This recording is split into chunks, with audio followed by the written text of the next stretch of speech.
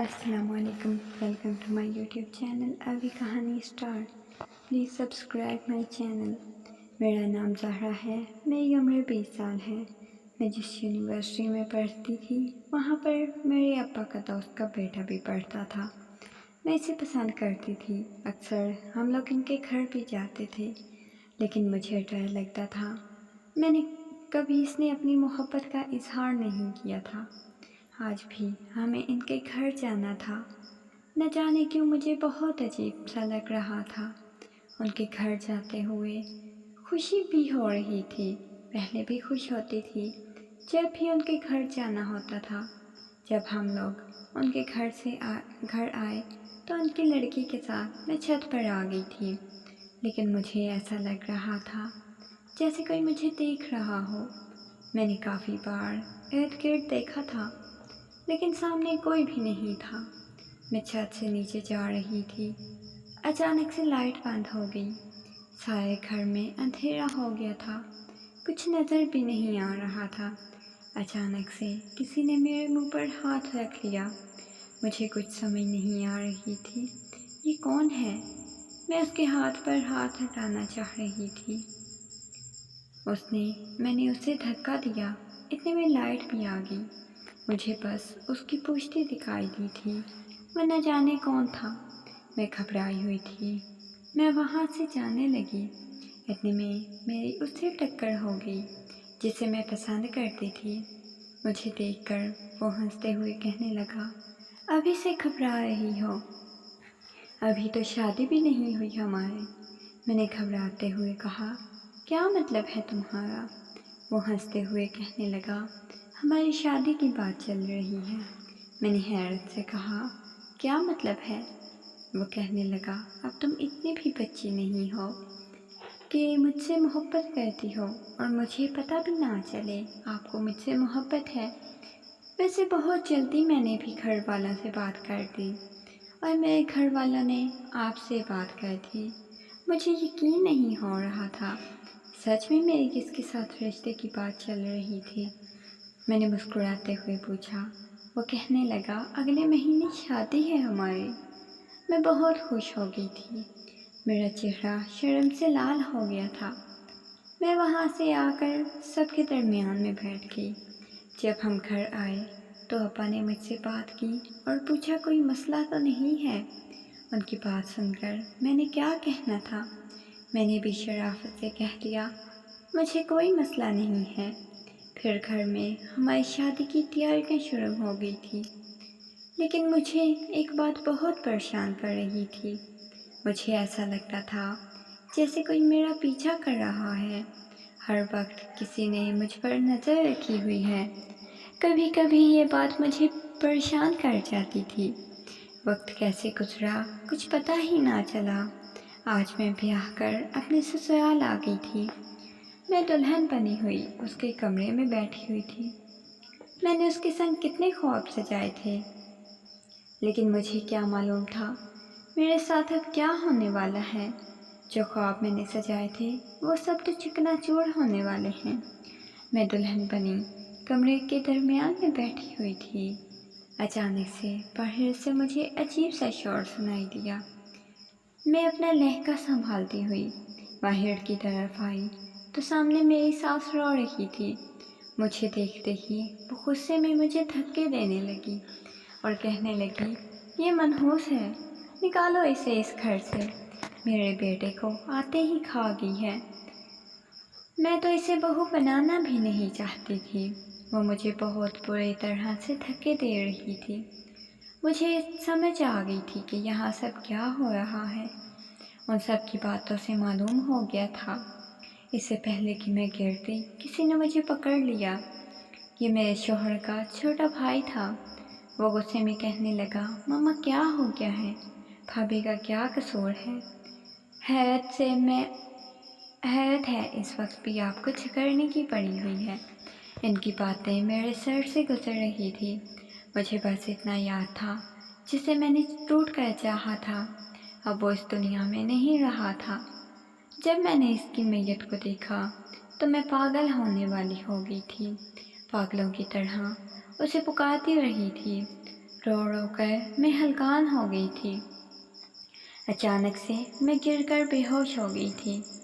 رات کے نہ جانے کس پہر مجھے ہوش آئی تھی۔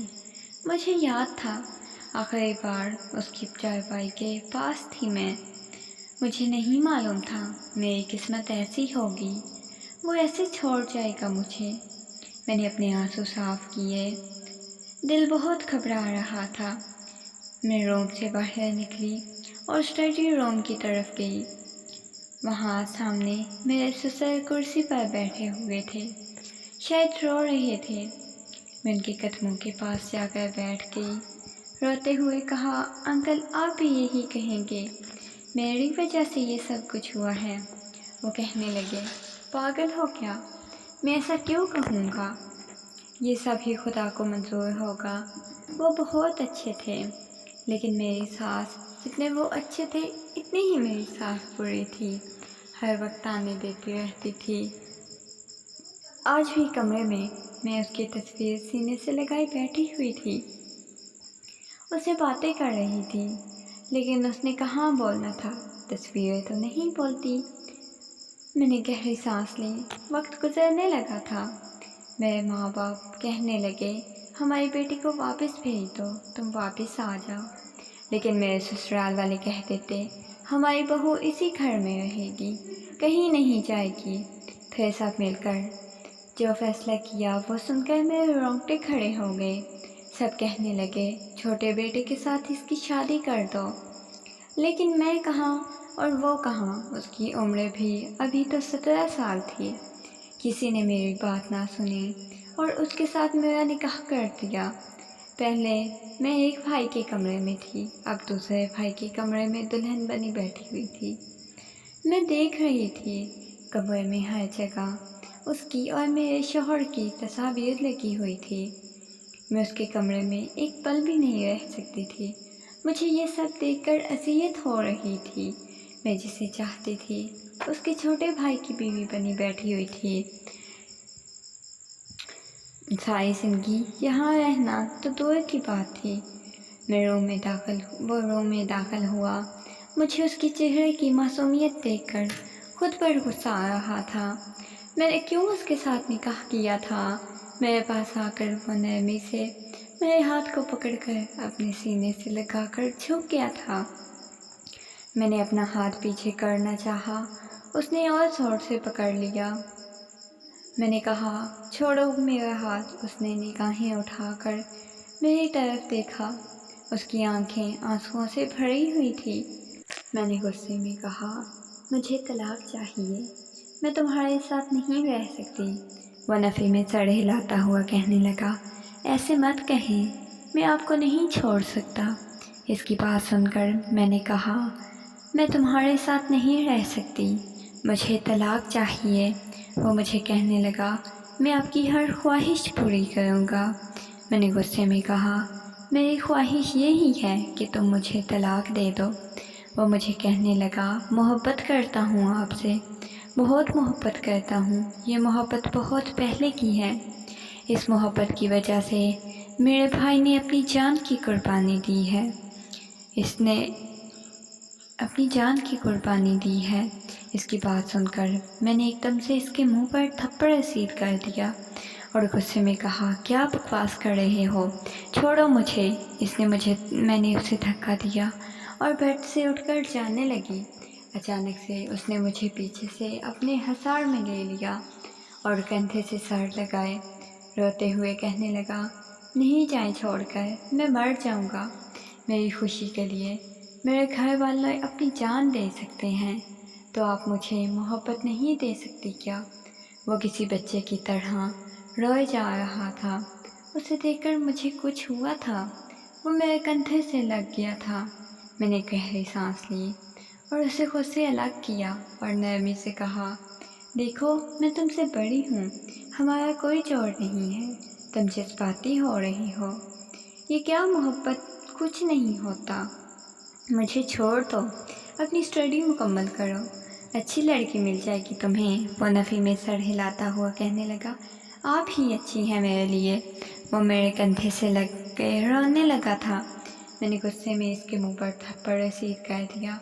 مجھے کیا معلوم تھا اس گھر کے ہر فرد کی جان بستی تھی اس میں، جس سے میں اتنی بے دردی سے تھپڑ مار رہی تھی۔ اتنا برا رویہ تھا اس کے ساتھ ہے۔ میں باہر جانے لگی، وہ قدموں میں بیٹھ گیا، میری ٹانگ پکڑ لی اور روتا ہوا کہنے لگا، نہیں جائیں چھوڑ کر مجھے، خدا کے لیے، میں مر جاؤں گا۔ میں بے بس ہو گئی تھی اس کے سامنے۔ وہ جنونی انسان تھا، مجھے نہیں چھوڑ رہا تھا۔ نہ جانے اس وقت کیا بھوت سوار تھا اس پر، شاید اب وہ مجھ سے محبت کی بھیک مانگ رہا تھا۔ اچانک سے اٹھا، اپنے آنسو صاف کرتا ہوا کہنے لگا، ٹھیک ہے، کل میں طلاق دے دوں گا آپ کو، اسی میں آپ کی خوشی ہے۔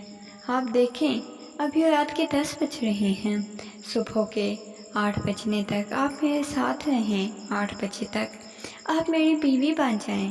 میں ان کے 18 گھنٹے میں پوری زندگی جینا چاہتا ہوں، پھر جو آپ بولیں گی میں وہ کروں گا۔ اس کی بات مجھے بہت عجیب لگی تھی، وہ وعدہ کر رہا تھا مجھے چھوڑنے کا، لیکن میں اس کے لیے اور اپنے لیے اتنا تو کر سکتی تھی۔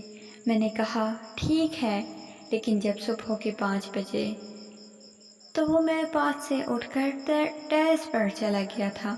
اس نے سگریٹ سلگا لی تھی۔ مجھے حیرت ہو رہی تھی، میں حیرت سے اسے دیکھ رہی تھی۔ وہ اتنی سی عمر میں سگریٹ پیتا تھا۔ میں اپنے ہاتھ کو دیکھ رہی تھی، جہاں ایک بریسلٹ ڈالا تھا اس نے، رنگ ڈالی تھی، میرے گلے میں ایک چین تھی۔ وہ سچ میں زندگی جی رہا تھا، لیکن مجھے نہ جانے کیا ہو رہا تھا، میں اسے کیا سمجھ رہی تھی، لیکن وہ ایک مکمل سمجھدار مرد لگ رہا تھا۔ میں دھیرے سے چلتی ہوئی اس تک آئی، اس کے ہاتھ سے سگریٹ لی۔ وہ مسکراتا ہوا کہنے لگا، مجھے دیکھنے لگ گیا تھا، مجھے کہنے لگا، اس رات میں ہی تھا آپ کے پاس۔ اس نے میرا ہاتھ پکڑ کر سینے سے لگا لیا، کیونکہ اس وقت مجھے اس کی باتوں کے جواب ایسے دینے تھے جیسے ایک نارمل میاں بیوی میں دیتے ہیں۔ میں نے مسکراتے ہوئے کہا، اچھا۔